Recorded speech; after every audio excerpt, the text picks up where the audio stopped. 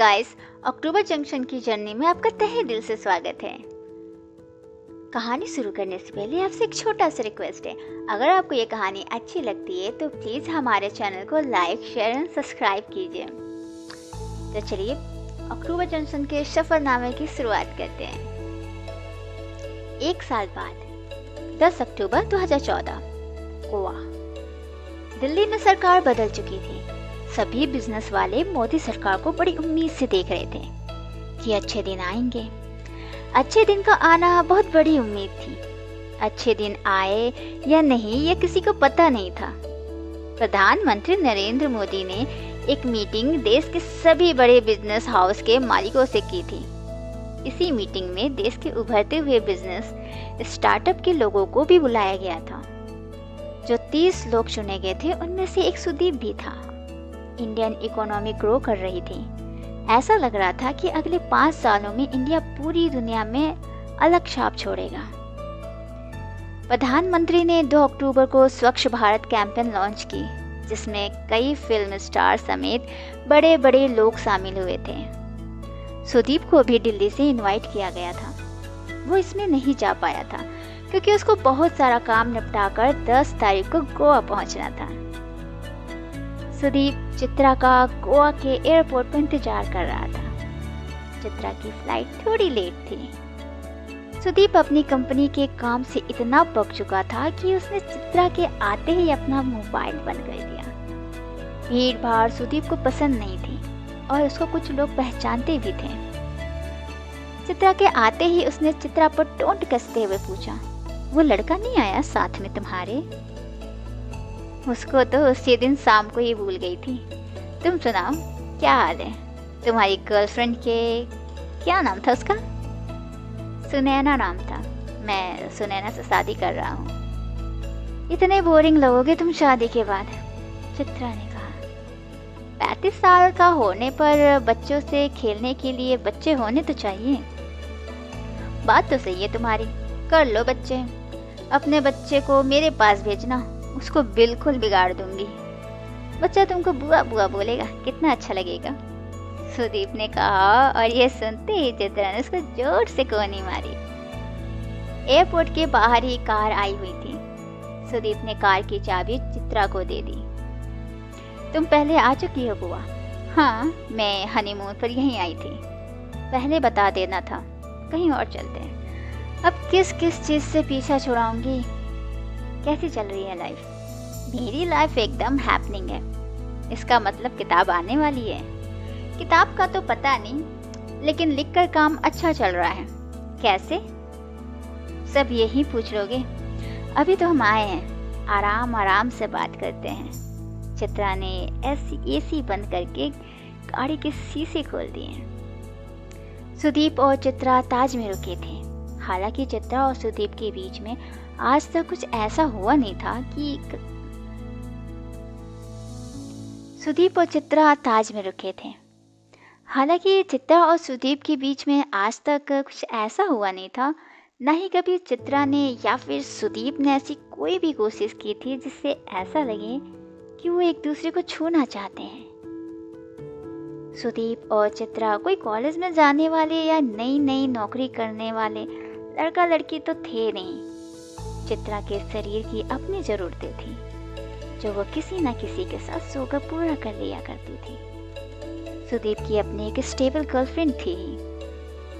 Hotel के कमरे में जाकर चित्रा ने टीवी ऑन करके गाना चला दिए और कूद कर बिस्तर पर पसर गई। सुदीप सुबह फ्लाइट के चक्कर में नहा नहीं पाया था। वो नहाने चला गया। चित्रा पहले से बहुत खूबसूरत लग रही थी। दोनों 2 साल बाद मिल गए थे। सुदीप और चित्रा में अब इतनी समझ थी कि वो बिना शर्ट पहने उसके सामने आराम से आ रहा था। दोनों एक दूसरे की प्रेजेंस को लेकर कंफर्टेबल थे। जब तक सुदीप नहा कर निकला, चित्रा ने पूरा प्रोग्राम बना लिया था कि क्या क्या करना है। सुदीप ने निकलते ही कहा, बीच पे चलते हैं। चित्रा ने तुरंत कहा, नहीं, पहले चर्च। सुदीप ने अपने शॉर्ट्स पहने और सफेद टी शर्ट पहनकर बाल बनाते हुए बोला, तुम्हें पता है ना, तुम बहुत फिल्मी हो। अब हूँ तो हूँ, कौन सा साल भर उम्र भर तुम्हारे साथ रहना है। एक दिन की बात है। चित्रा अपने कपड़े लेकर बाथरूम में गई और चेंज करके जब लौटी तो सुदीप वहीं बैठा हुआ था जहां 2 मिनट पहले चित्रा लेटी हुई थी। चेंज करके आई हुई चित्रा बिल्कुल अलग दिख रही थी। उसने बस एक लंबी सी शर्ट पहनी हुई थी। अपने बैग से हेयर क्रीम निकालकर चित्रा ने अपने बालों पर लगाकर हाथ से बाल सही कर लिए। वो अपने बालों में कंघी नहीं करती थी। सुदीप ने कार की चाबी चित्रा की तरफ बढ़ाई। चित्रा ने कार की चाबी को अपने छोटे से बैग में रखा और कहा, हम कार से नहीं जा रहे, मैंने स्कूटी मंगवा ली है, यहाँ से बस 1 किलोमीटर दूर जाना है।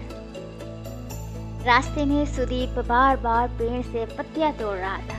चित्रा उसको बार बार मना कर रही थी। जैसे वो धीरे धीरे चल रहे थे वैसे ही उनके बीच की बातें भी धीरे धीरे चल रही थी। 2 साल बाद मिलने की खुशी दोनों को थी। स्कूटी चित्रा चला रही थी। पहले दोनों चर्च गए। चित्रा ने सुदीप को थोड़ी देर वहां चुप बैठने के लिए कहा। चित्रा ने एकदम मन लगाकर आंखें बंद करी, ठीक ऐसे जैसे वो सब कुछ पूरा हो जाएगा जो कुछ उसने सोच रखा है। चित्रा को मग्न देखकर सुदीप ने भी कुछ देर वहां अपना मन लगाया।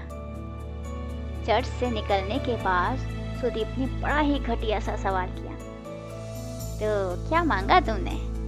इस पर चित्रा ने वही घटिया सा जवाब दिया, मैं क्यों बताऊं? सुदीप और चित्रा इसके बाद बीच पर गए।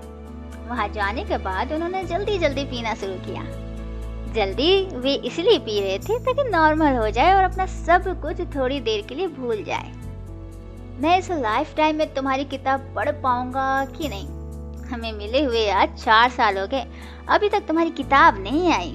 सुदीप ने पूछा, यार इतना आसान नहीं है। मैंने एक राइटर के लिए घोस्ट राइटिंग की थी। घोस्ट राइटिंग क्या होती है? यही कि किताब मैंने लिखी लेकिन किताब पर मेरा नाम नहीं आएगा। ऐसा क्यों किया तुमने? पैसों की जरूरत थी। तुम्हें मुझे बोलना था, सुदीप ने कहा। इसके बाद चित्रा कुछ बोली ही नहीं। थोड़ी देर के बाद सुदीप को अपनी गलती का एहसास हुआ। उसने कहा, अच्छा सॉरी, आगे बताऊं? तो अच्छी बात यह है कि जो किताब मैंने लिखी थी वो लाखों में बिक गई, इसीलिए उसके राइटर ने मुझे अगली किताब भी दे दी है लिखने के लिए, लेकिन उसमें तुम्हारा नाम आएगा नहीं। हाँ वो है, लेकिन पैसे अच्छे हैं। एक बार पैसे सेफ हो गए तो अपनी किताब भी लिख पाऊंगी। ऐसे किताब लिखने का मोटिवेशन ही नहीं आ रहा। बार बार चिंता होती रहती है कि रेंट कैसे दूंगी, खर्चा कैसे चलेगा। चित्रा ने बात खत्म करते हुए अपनी अगली ड्रिंक ऑर्डर की।